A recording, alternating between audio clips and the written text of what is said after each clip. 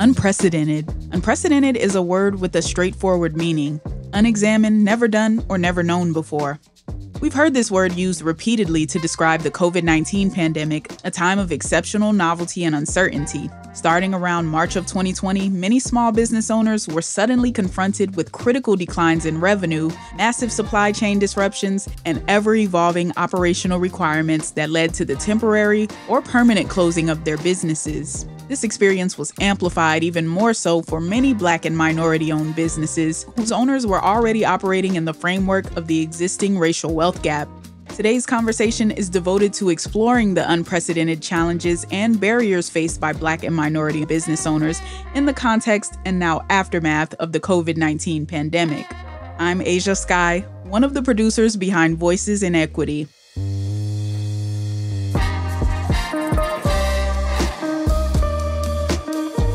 You're listening to Voices in Equity, the official podcast of the Samuel Dubois Cook Center on social equity at Duke University.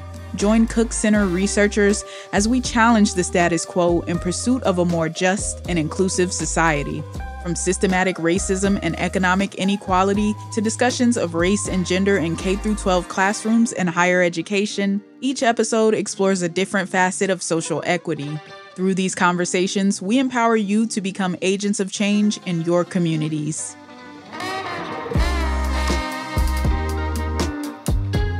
I remember us just huddled up together, and we had brought in a lot of small business owners, and we said, listen, we have to survive.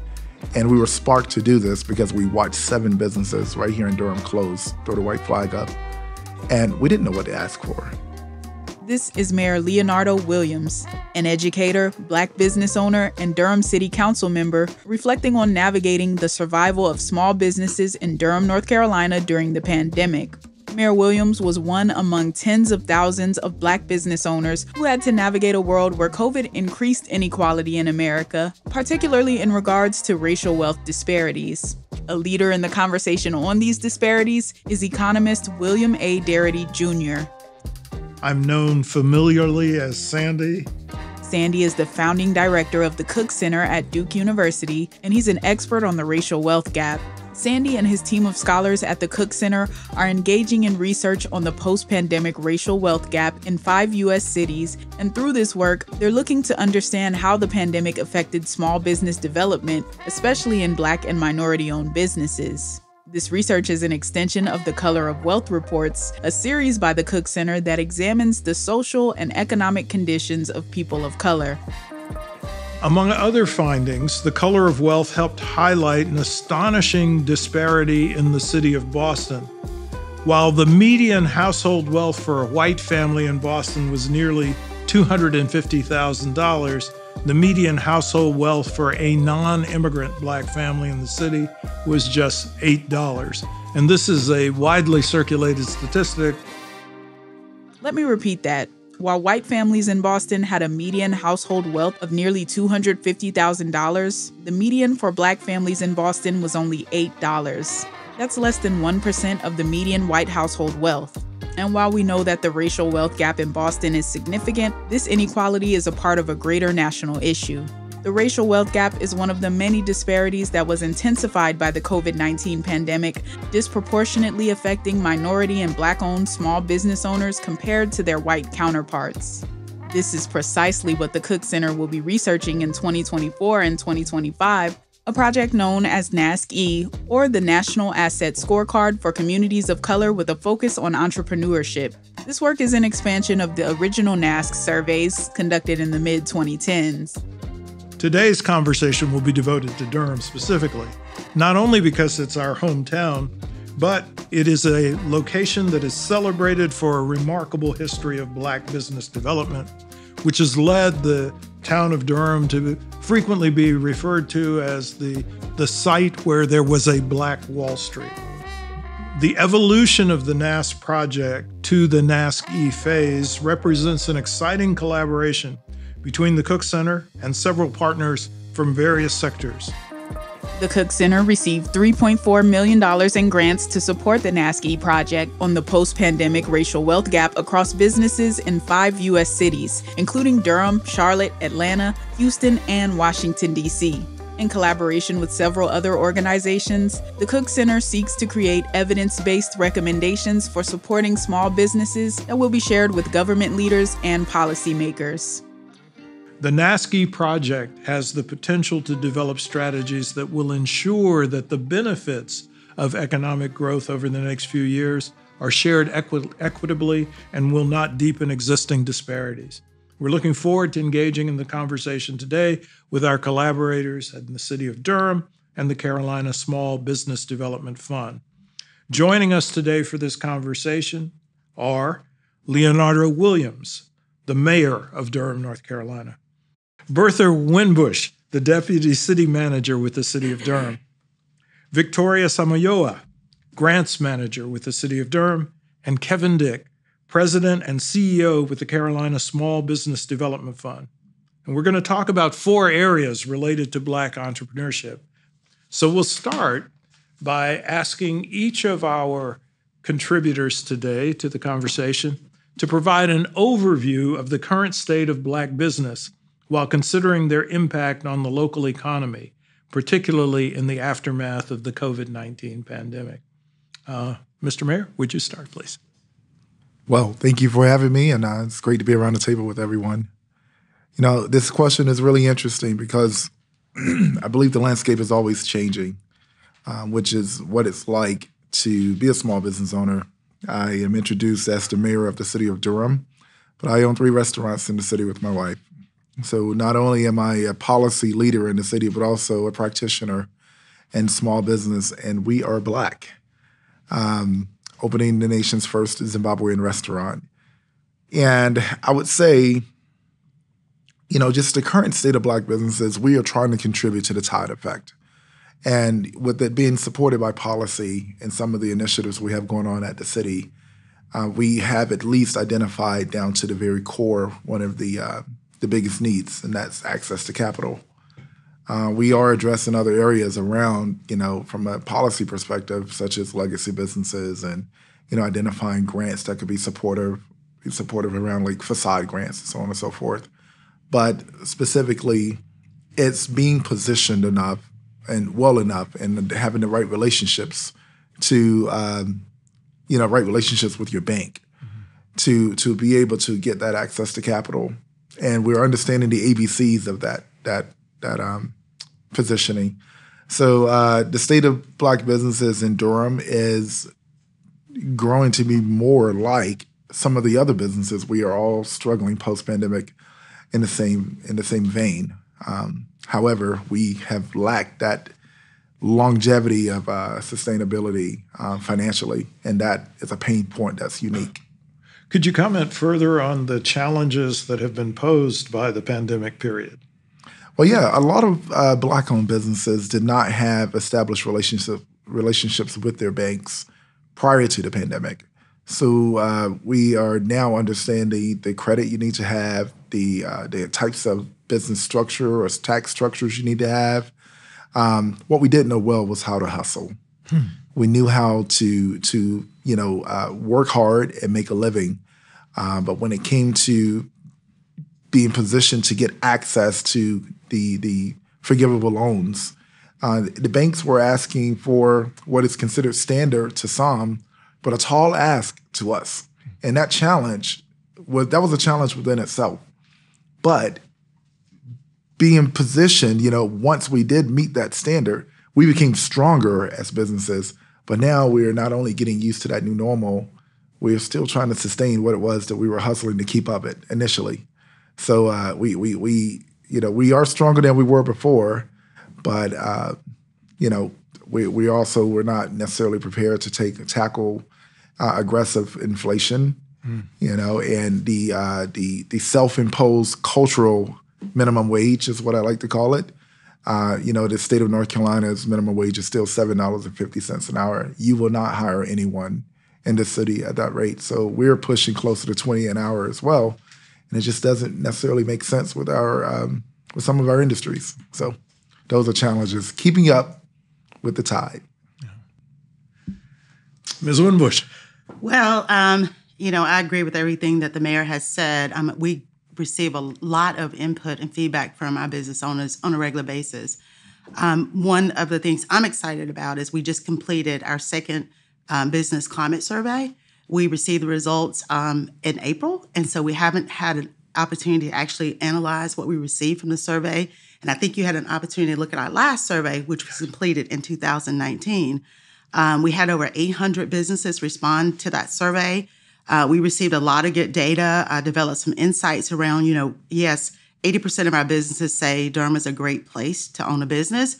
But again, the minority businesses responded around the same topics like lack of access to capital, revenue growth, how do you grow revenue, as well as employees, right, paying employees. And so we're excited because 31% of the businesses that responded were minority businesses and 24% were women-owned businesses. Mm-hmm. And so it will be interesting to see what the data shows, because as we can only imagine that if those were barriers in 2019, what that looks like now after the pandemic. And so we'll be analyzing that data and have that out real soon. But we didn't want to put the raw data out without, developing our insights and kind of doing the comparative analysis, 2019 survey compared to the 2023 survey. So that would give you the opportunity to look at the pre-pandemic period against the post-pandemic. Absolutely. Yeah. And as we are embarking on next year, updating our disparity study, that'll give us additional data in terms of, what businesses are in our community compared to what businesses are having opportunity to contract with the city. We have a huge budget. We added over $300 million to our capital budget last year. Our annual budget was $600 million. And so we need to focus on, as an organization, how we connect the data to our actual contracting opportunities at the city. Yeah, I'd like to turn next to Kevin Dick.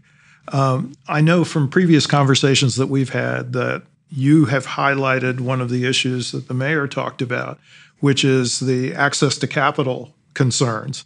So I'd like to ask about your views on that issue as a potential systemic barrier to success on the part of Black-owned businesses, and also what other systemic barriers you think are relevant to addressing the needs of Black entrepreneurs. I mean, Dr. Darity, thank you. That's a great and timely question. And I think, really doubling down on what the mayor said, as well as what Bertha said, in terms of a historical inequity being a lack of access. The mayor highlighted the financial capital piece. Another access piece has been the lack of social capital. How people can get access to the networks, to the institutions, and the knowledge of, what to do and who to ask, right? Who to try to get information from. I think that, if we look at if you look at inequities from a historical standpoint and then a very pandemic specific standpoint, Bertha cited some pretty glaring statistics. I don't want to bore everyone fully with numbers, but there's a couple. I'm an economist, so I love numbers. So you'll love these. You're probably familiar with them. So there was some research done around 2021. We were about a year into the throes of the pandemic, and they found that during the course of time between 20 and 21, white-owned small businesses had closed at a rate of about 17%, almost 1 in 5. That's pretty significant. Hispanic-owned businesses had closed at a rate of about 32%, 1 in 3. Black businesses had closed at a rate of 41%.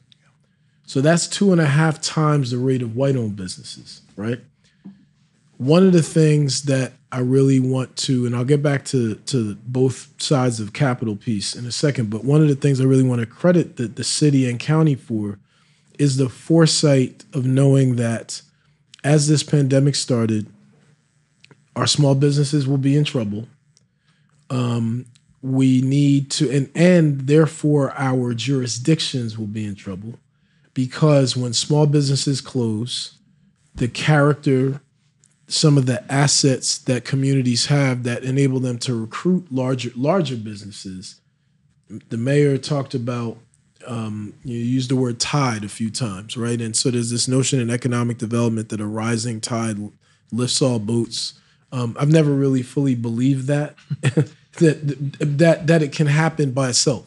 Mm-hmm. There have to be ropes that tie the big boats to the small boats, and those ropes come in the form of policy, right? And so one of the things that the city and county did was enact the Durham Small Business Relief Fund, which eventually became the Durham Small Business Opportunity Fund, and a great partnership also with Duke to bring grants and loan capital to small businesses. Now, like the mayor said, the overarching need for capital of all of the Black businesses in Durham and beyond couldn't be met by that program, but it was a spark. And so, a $2.8 million fund, $1 million in grants, 1.8 in loans was happened between Duke, the city, and the county.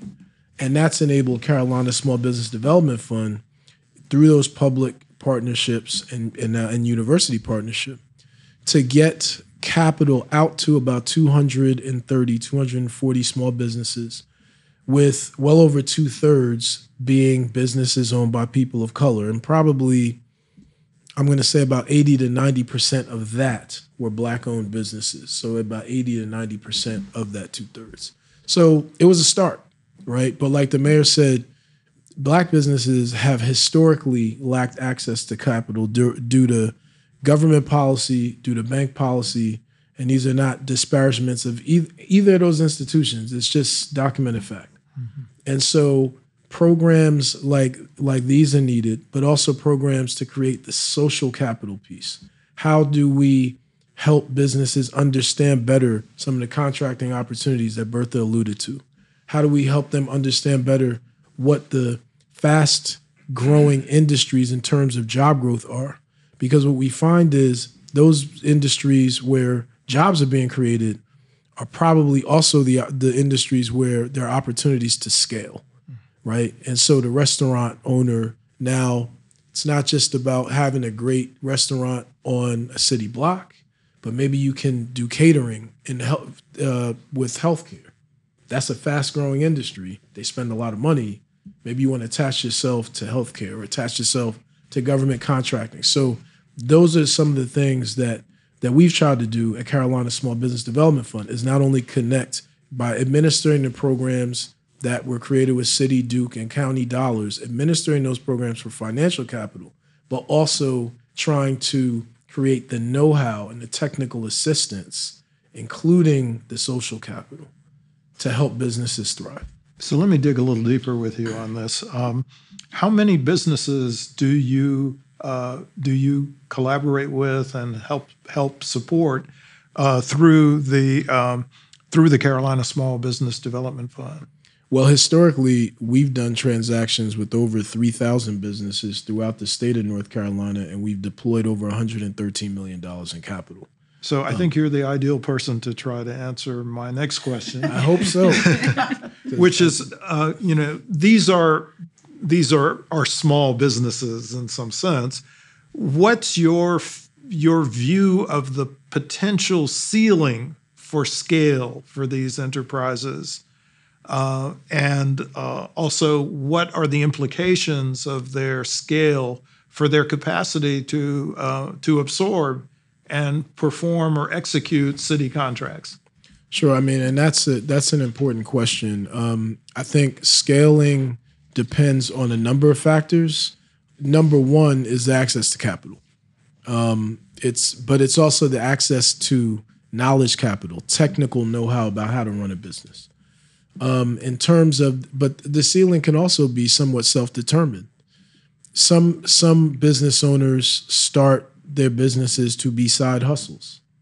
Some business owners start their businesses so that they will be their livelihood. And so that also can play a factor. Most of the businesses with whom we work have between 1 and 20 employees. They'll probably cap at a number like that. But then, sometimes they have to understand that scaling can mean bringing on temporary contractors and then, letting them go at the end of jobs, really being strategic about how they deploy capital. I'm sure the mayor understands that all too well, right? Living it every day. Right. So, but I think scaling, especially when you talk about public sector contracts, Yes. that then becomes, so many factors that grow into their capacity to be able to perform public sector contracts. Can they be bonded? Can they produce the throughput that a certain project might need? If the city says we need to provide 5,000 feet of sidewalk in this particular neighborhood, and we need to deliver it by a certain date, can the business deliver?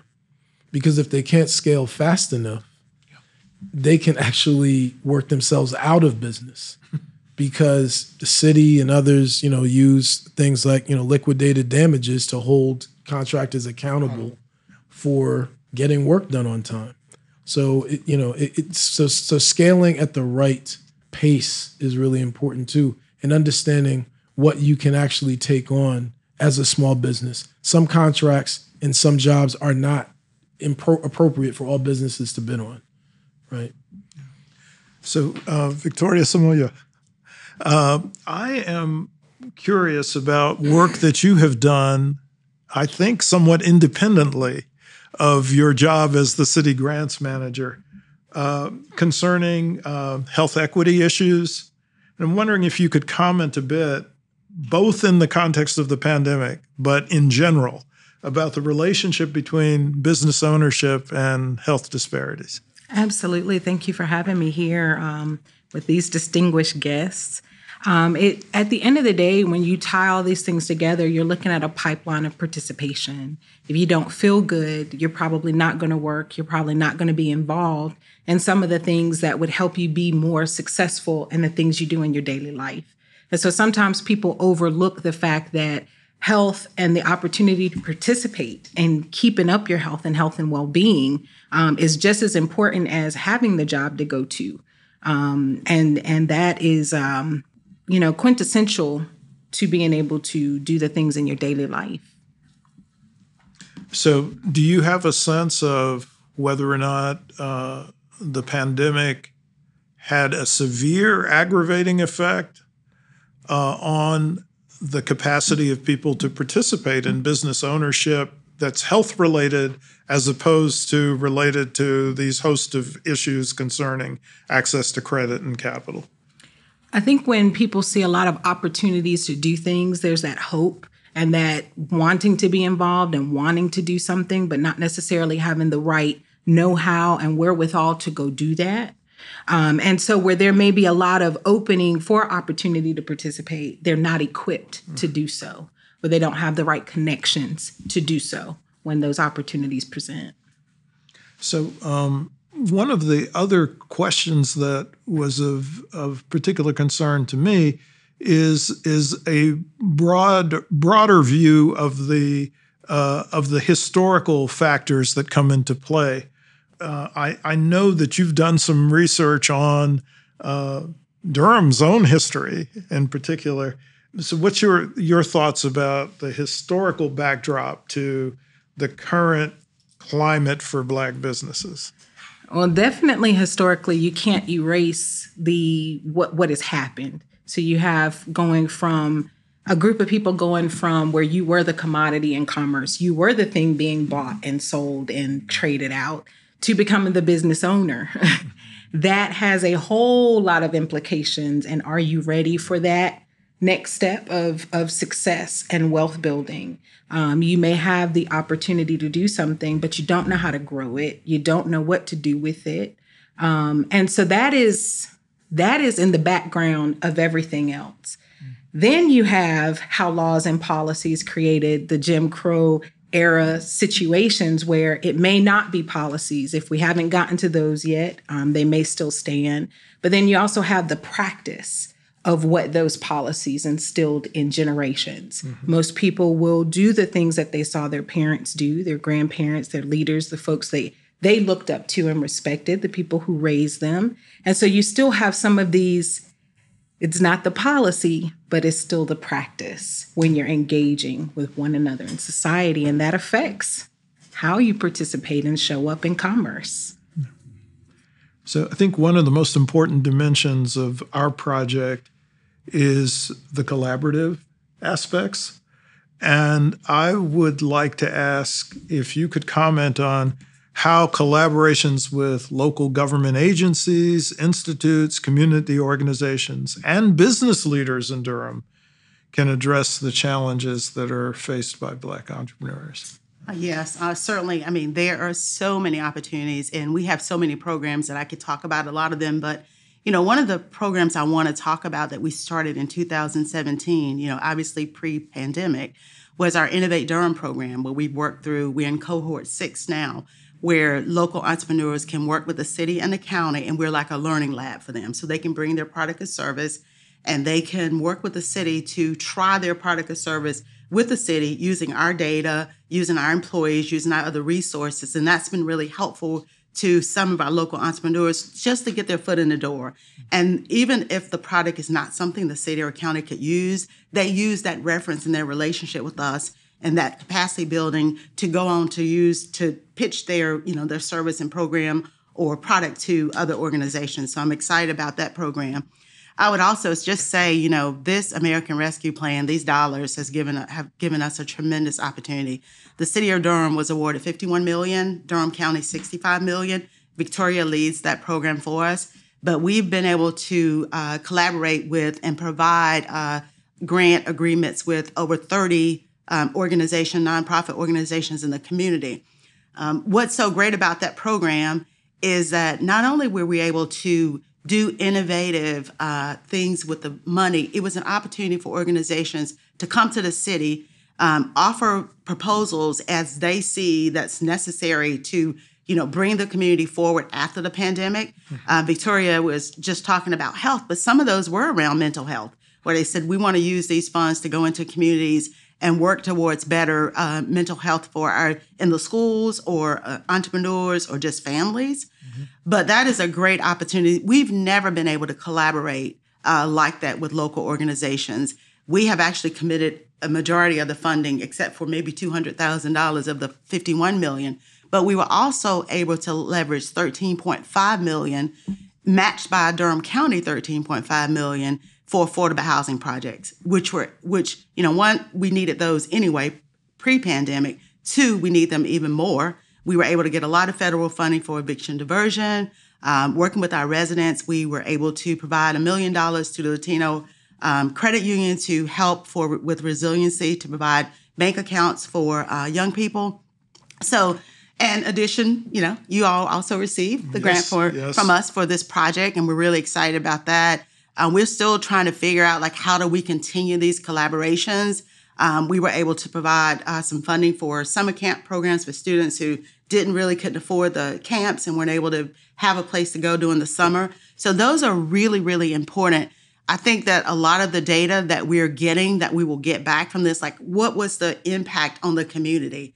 Then we can use that data to move forward to say, we will not have an additional $51 million, but we have funding. And so how do we use our limited resources to augment those things that worked well, that were transformative in our community? Because we know they're not going to just all walk away. Those organizations have done great work in our community and are going to look to us and the county for additional funds. So that's, huge opportunity for collaboration in our community. And we will not see that money again in our generation. We hope. We hope that the circumstances that led to us having absolutely. Money don't repeat. The feds don't like to give money out like that. But we have until 2026 to spend the money, and so we're looking forward to getting that all out into the community by then. Yeah. So, Mayor Williams, what ongoing initiatives or projects beyond the ones that have been described by Ms. Winbush target advancement and growth of Black-owned businesses in Durham and the United States? Thank you for that question. I do want to go back just a little bit, which will lead me to answering this question. Kevin talked about social capital as a currency as well. And that fund that he's speaking of, that fund was created by about 4 individuals, Ryan Hurley, Nicole Oxendine, Peter Lang, who is a former provost at Duke, and myself. We were private residents and small business owners, and Peter Lang just happened to know a lot of people at Duke. And I remember us just huddled up together, and we had brought in a lot of small business owners, and we said, listen, we have to survive. And we were sparked to do this because we watched 7 businesses right here in Durham close, throw the white flag up. And we didn't know what to ask for. But I believe we went to Duke and asked for $250,000, but we got $1 million. And I remember lying on a press conference or forum to the city council. I was like, Duke said that they would give us $1 million if you would match it. Duke never said that. But they did not say it either. Well, the city council obliged, and I remember looking at the county colleagues, and they said, well, we'll match it. And it was a total of $3 million. We wrote the criteria. It was modified by, I think, the city or OEWD. And I remember them identifying your agency to facilitate it. And that came from the voices of just regular folks. And we gained a lot of social capital in that. And it led us to actually city policy to the point where now that small business support fund became the actual small business support fund. That's how it all started. And I think that social capital piece is so important. Just like many other initiatives, sometimes it comes from staff because we have the best staff in the world, because they're listening. Sometimes it comes from, people like the legacy manager Winbush. You could probably go a little further in this. I can't remember the technicalities behind it, but the legacy fund to help folks who have businesses sustain that business throughout generations with either their family or, long-term employees. But outside of that, because I'm such a practitioner, I also have grown to appreciate bureaucracy in a sense. I appreciate it. I actually appreciate it because there are checks and balances in it. And it prevents you from falling to mistakes. However, I've also appreciated to stay away from it as well. And so therefore, beyond what we're doing now at the city, I am using my platform to not only spread my knowledge and experience, but also just, really encouraging small business owners how to survive independently. To the scaling conversation earlier, we have 31 employees now, 3 restaurants, and we are nowhere near expanding any further. As a matter of fact, we don't want to because the bigger the business, the bigger the problems. And, so I think that's a whole conversation within itself. To scale or not to scale, that is the question. But yeah, I think that, I've established a few guilds, Small Business Guild, AI and Emerging Technologies Guild, just really pulling folks together, convening them and letting them tell us their experience, tell me, my office, their experiences, and letting that information inform what types of policies should be formed or what types of initiatives should be privately initiated. Thank you. So I'd like to direct this next body of questions to Victoria Samayoa and to Bertha Winbush. I'm particularly interested in the whole set of issues surrounding engaging the general community in the process of addressing these kinds of issues. So I'd like to ask, what are some of the strategies that you have already pursued for engaging with the broader community to gather input and feedback for supporting Black-owned businesses in Durham? And also, are there other avenues or avenues that you'd like to develop for community input into the decision-making processes related to supporting Black businesses? Oh, Victoria. Well, I would say if question number 1 is to scale or not to scale, question number 2 is where are the people? The ARPA team has definitely taken on the perspective of we have to go where they are. That also comes out of my experience with public health and public service, project management. If you want the answers, there's no one better to speak for the people than the people themselves. Mm-hmm. And when you show up, you have to be willing to listen. You may know, just like in social work, You may know what you think are the theories that will make it work, but you have to have something, like Kevin said, to connect it to the bigger picture, to the little smaller boats. And how do you throw out the lifeline if the boat does not have to attach anything with? So we've definitely been building on the community and getting engagement by going directly into the community, directly into these organizations and to the folks that they're serving and have served in the past, to see what worked, what did not work, how can we support in the challenges that they're facing. So I'll just step back to the American Rescue Plan dollars. When we were first notified in March 2021 that we received $51 million, of course, everyone started reaching out to our city council members. How are you going to spend those dollars? Of course, our city council members had ideas. Our staff had ideas about spending that. And what we said to the city council is, let's go to the community. Mm-hmm. Let's go to the community and let's talk to the community about how they believe these dollars, because they were meant for the community, can be spent to heal the community. And we worked with North Carolina Central University. We had budget healing sessions at NCCU with the surrounding community. And the community actually decided the categories they want to focus the dollars on. They also developed the matrix by which we would score proposals. And so we received over 200 proposals, but one of the big components, or one of the major criterion in the matrix, was equity. And it was around equity, looking at those businesses that support the communities, looking at the HUD census tract, how those dollars would support those census tracts, as well as looking at where we have not spent resources recently as an organization. And so the entire $51 million funding allocation plan was designed by our community. Our community members, and I think you participated in one of those, actually scored the proposals. And we actually brought to council all of the 34 proposals scored by the community. And our city council actually funded every single one of those proposals up to 70% of the requests with a maximum of $1 million. And so all of those resources, many communities decided to spend all of their resources internal because that was allowed. You could spend it on employees, you could spend it on capital projects, broadband, water, sewer. But we went to the council and said, let's go to the community, because these are resources we didn't have. Right. And they were meant for the community. And so that was one of the ways that was presumably one-time resources. Oh, yeah, one-time resources. And so the projects I talked about. So I am so proud of our city council for stepping back and saying, yeah, let's hear from the community.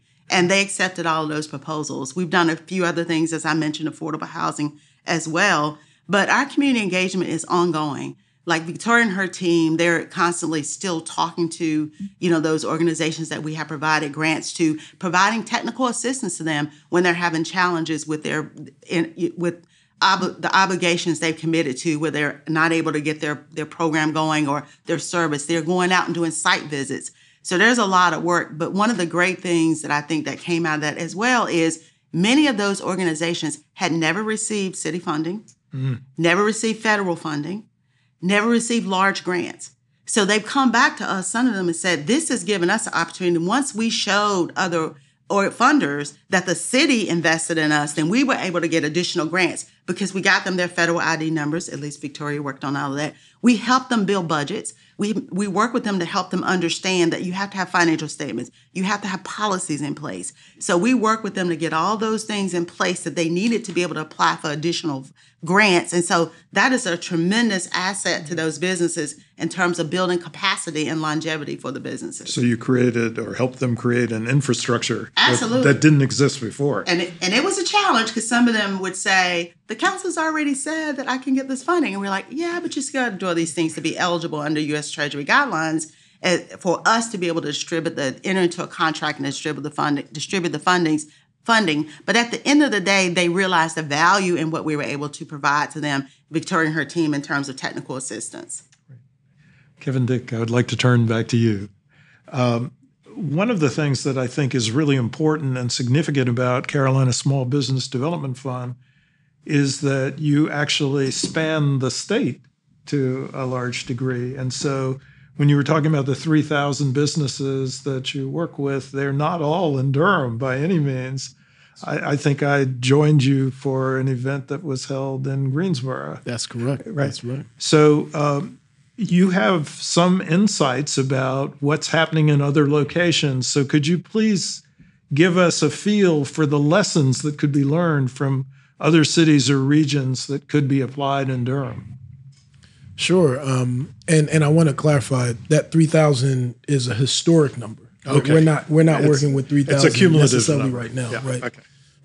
Excuse me. But no, there are good lessons to be learned from some of the experiences we've had in other communities. Mecklenburg County, we managed two loan programs. One was COVID specific, and then the other is Mech Lending. That's an ongoing revolving loan fund.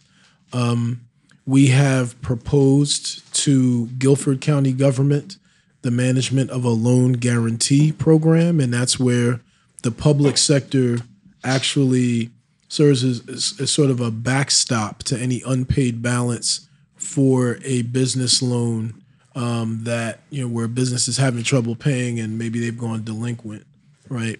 And so that's a different way for the public sector to get directly involved in small business growth.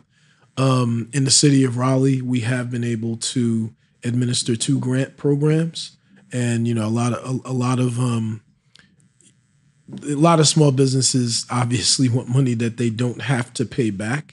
There are some limitations on how and when governments can do that, and I think Durham actually had that sort of wrestle. The mayor alluded to some things that a lot of small business owners wanted to galvanize and do here, and that included the grant fund, and fortunately Duke was able to leverage where the city had instances in its city charter where it couldn't do grants, but it could do low interest loans. So those are some examples. We also administered a program with the state that was geared toward some of the businesses that types of businesses that Bertha alluded to earlier, in terms of those certified as minority or women-owned business enterprises, and the state calls them historically underutilized businesses. And so we co-managed a program called Retool NC. So those are some examples of the programs we've worked on within the state. I think that it's sort of a gumbo, right? There are elements of each of those programs that are slightly different, but are appropriate for that community. And so, for example, Mecklenburg doing the revolving loan fund, that is something that other cities and communities have considered. That could be something that Durham considers. But I do think that Guilford County, and again, this is not solidified by any means, but what we've proposed is that the county guarantee funds, and that Carolina Small Business Development Fund uses its own capital to do lending and have that guarantee or backstop from the local community. What that does is that minimizes that local jurisdiction's risk, which could be very appealing to a local jurisdiction, as opposed to lending out or granting out its own funds. And I'm not saying there aren't advantages to doing that too. Certainly within Durham, I would hope that the small business community, alluding to what the mayor said earlier, saw a definite connection with local government that it had never seen before. We are in duress, we're in stress, we really need assistance right now, and the local government is stepping up. So there are definitely some advantages to doing programs like that too. But what I don't want to underemphasize or underestimate, again, is the innovation that Durham put forth with the loan fund, being, loans up to $35,000 with no personal guarantee or no collateral required. That program does not exist in the financial services industry. When I talk about the elements of that program to banks, after they pick their jaws up off the ground, they realize, wow, it's a pretty innovative. It was definitely an innovative step. Even within our shop, we have experienced bankers who come to work for our organization as a community development financial institution, which does some things that banks do, but does them a little bit differently. And, they were saying, well, we can't do this. I mean, how are we going to, I said, Durham wants to take the risk because they understand that the risk is actually greater if some of these small businesses close down. And by the way, the long-term, not just the character risk that I talked about earlier, sales taxes go away, income taxes, which accrue to the state, but also ad valorem property taxes that businesses pay if they own their properties. If they go out of business, that is revenue that the city and county are losing long term. So even the city and county deciding to take that risk in partnership with Duke was what I deem to be a good understanding of why this program is an investment in our future and not just a cost. I'd just like to add that last year we broke the record in our sales tax revenue because we made those initial, high-risk decisions. The city, well before I was even elected, but the city saw that, as a risk that they wanted to take on. But back to Victoria's point, equity has been an issue, and Durham stepped up to the plate. Well, I guess I'd like to ask you the last question, which is, what is your sense of the vision for the future of Black-owned businesses in Durham? And what are the commitments that you think should be made to sustain and grow them further? I thank you for that. And I will be honest with you all. I think that trusting that a business can perform, the criteria was built around something that many Black businesses never even had. One of the longest sustaining impacts was 40 acres and a mule. It may have been just 40 acres of land and a mule back then, but it is still that today, just in different forms. Mm-hmm. And the wealth that I've seen in this community, it just blows my mind that, just average Joe riding a bicycle down the street, but their salary could be like $5 million a year. So wealth in the physical, tangible, appearance looks the same as poverty in some instances, especially in a hippie town like Durham.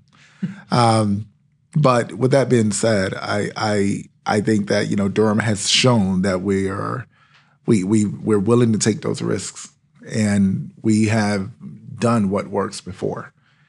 So we're in a position now where it just takes political will to implement what we've already tried and worked. And that loan fund, no, it's not a language that, the banks understand it. It's not a language that they want to speak. Mm. And so that's why it takes political will, it's so easy to create binaries. Like, oh, we don't need to do this because we need more affordable housing. Oh, we don't need to do this because we need street repair. It does have to be an a both-end mentality. It should not be foreign to say we want to create a fund that has $5 or $10 million in it, and this is going to be the small business support fund, and we need to say Durham is open for business, and we're going to set the criteria to be equitable. We're going to set the criteria to be reflective of the needs in this community, and we're not going to follow the status quo. Whereas you have to have perfect credit to get it. I remember my wife and I, when we first opened our business, we were denied 7 times. 7 times. Because we didn't have the credit score. So we took our savings and we paid off all the credit cards and we got the credit score up. And then we needed to borrow $160,000. And they said, well, show us 80. And I was like, what? If I had 80, I wouldn't be asking you for 160. So we borrowed $80,000. And then it was, well, how'd you get the money so fast? I was like, well, our parents in Zimbabwe, wired us the money. Oh, well, it's international money. How stable is it? We received questions that I've never heard asked to people. And, and that was the language that, the traditional route was providing us. Mm-hmm. So I had to take a higher risk than others. I used my teacher retirement. And we used that $36,000 to buy wood and paint. And we looked on YouTube. We learned how to paint. We had, a guy who had just gotten out of jail who was looking for work. And we said, look, we'll hire you if you help us build these benches and tables. And he used the pallets from behind the Walmart to build those tables that we still eat on today. And that's how we built Zweli's Kitchen. And we don't have any cushion. We're still, spending what we make. We're making it work. But my stress levels are a lot higher than some other businesses. So, that is where we are as a business. That is where many businesses are. And I think that we're going to have the public and private relationships to stabilize our growth and just strengthen our Black businesses and minority-owned businesses and women-owned businesses right here. And that's where policy can come in as a partner. I want to express my sincere gratitude to our remarkable guests today and to everyone in the listening audience who has joined us for this insightful discussion about the state of Black-owned businesses and entrepreneurship in Durham, North Carolina. I think our conversation today has underscored the important role that government can play, particularly city government, in the process of harnessing the power of collaboration and community engagement for the purposes of charting a more effective road towards business development, particularly Black business development in the context that we're talking about today, but also business development in the context of a more equitable future. So thank you again for your participation, and I hope to join you on this journey as we go down the road on this project. Thank you. Thank you.